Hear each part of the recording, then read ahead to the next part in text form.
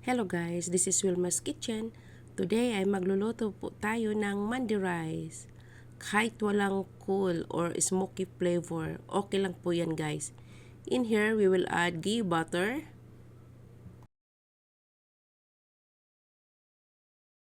We'll add our garlic,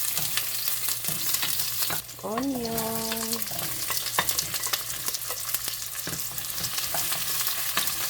tapos meron tayo ditong cumin, cardamom, cinnamon stick, bay leaves, and coriander. Yan, lagay lang natin. Ang ginamit natin dito is chicken thigh.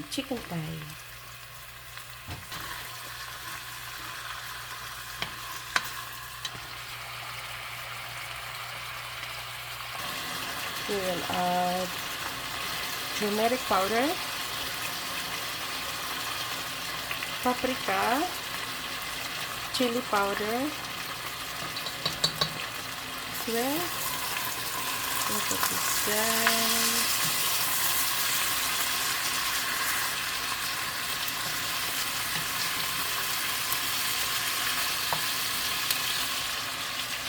Pepper and salt. I also have a Mandi mix here guys. We are making mandi rice.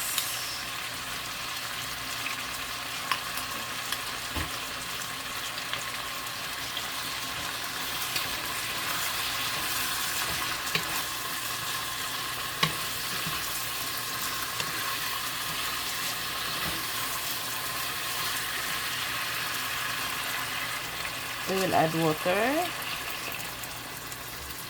Yan. Then we will simmer for like 10 minutes.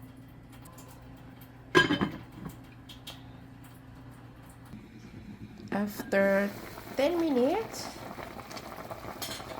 luto na po ang ating chicken.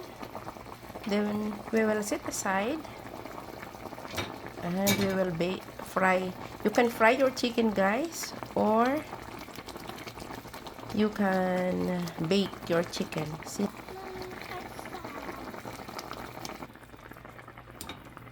Now we will pour this chicken stock to our rice.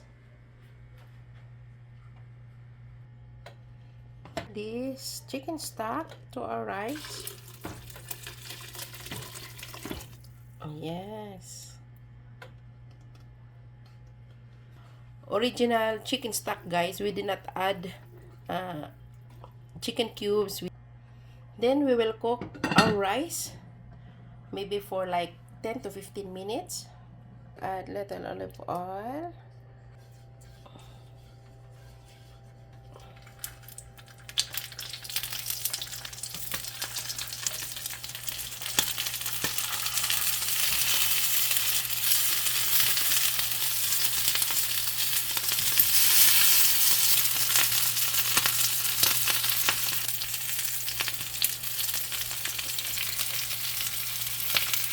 After 10 minutes, this is now our rice looks like.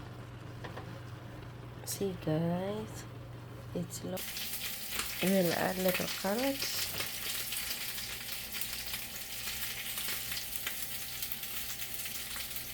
raisins, chicken,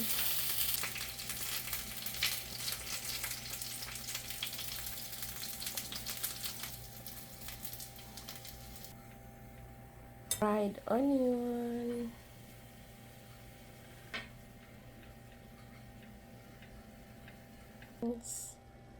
yum yum. Cook.